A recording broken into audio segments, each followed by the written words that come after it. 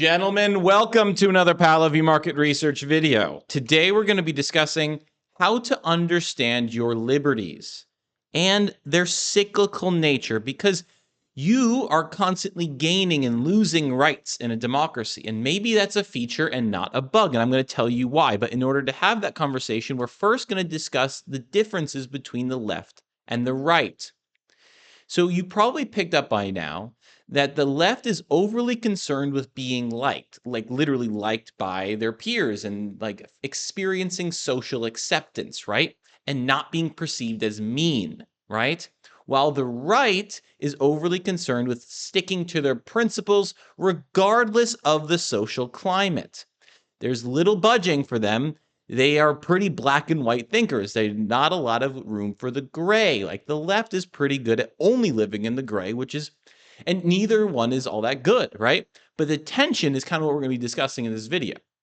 Now, another way I like to oversimplify the differences between the left and the right is how they view how we should use the excesses of society, right? So the left views that we should be using the excesses of our society to care for the most vulnerable around us, because their assumption is you need the government to take care of the weak and the vulnerable.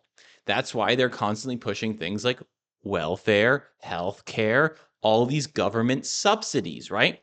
While on the right, they believe that you should use the excesses of society to empower the strong, to make us stronger, to give Elon Musk tax breaks, to build more rockets, right? So tax credits, military technology, all that. And they believe that because they have the assumption that you don't need the government to take care of the weak and the vulnerable.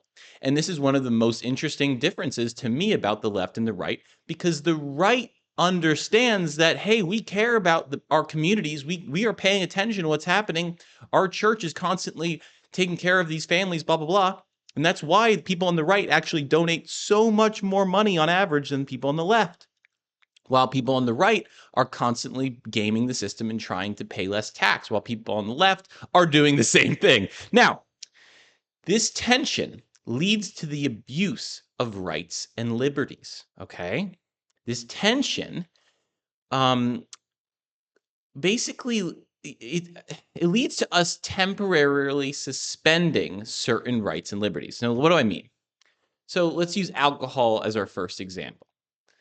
When alcohol is abused, as we've seen in history, it is made illegal. And then after a certain amount of time of being illegal, it's made legal again. And it goes through this cycle, right? And this happens across cultures. This isn't even unique to us in America. Another example, abortion, right? A little bit more controversial, but I would argue this is actually a really good thing.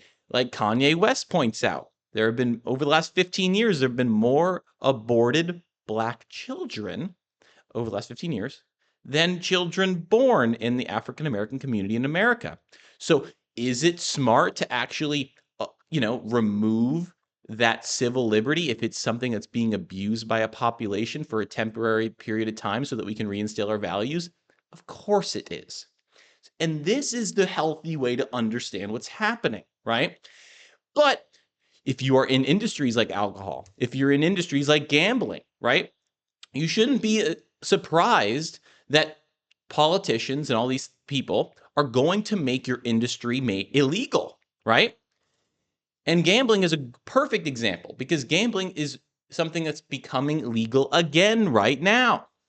And I guarantee you, over the next 5, 10, maybe 15, 20 years, it's going to be abused over that period, and it's going to be made illegal again.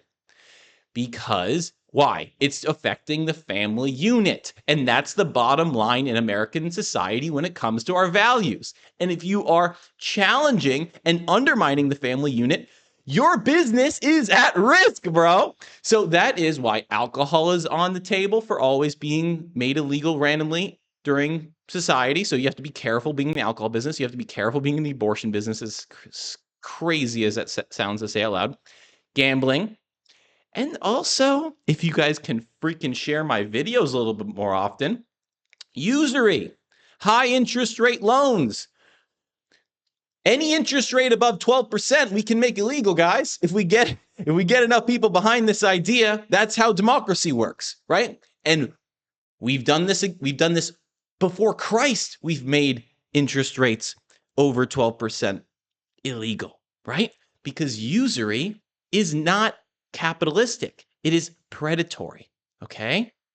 So we will, and I'll see to it that we will have a period of time where usury is illegal because it's currently being abused in society, and then will be made legal again. Like today, it's legal. I would say we're in this phase of it being massively abused, and we are, because of motherfuckers like me who are a little bit fed up with these credit card companies and all these guys who have a chokehold on the American public, right? We're going to make that shit illegal. So what are the key takeaways today? The key takeaways are the tension between the right and left is mostly a good thing. Humans inevitably abuse everything, and it is okay to suspend liberties temporarily to reinstill and protect our core values, namely protecting the family unit. What do you think? You think this is a good outlook? You think this is a good model for understanding our system? I think it is. You tell me. You tell me where I'm wrong. All right? See you guys.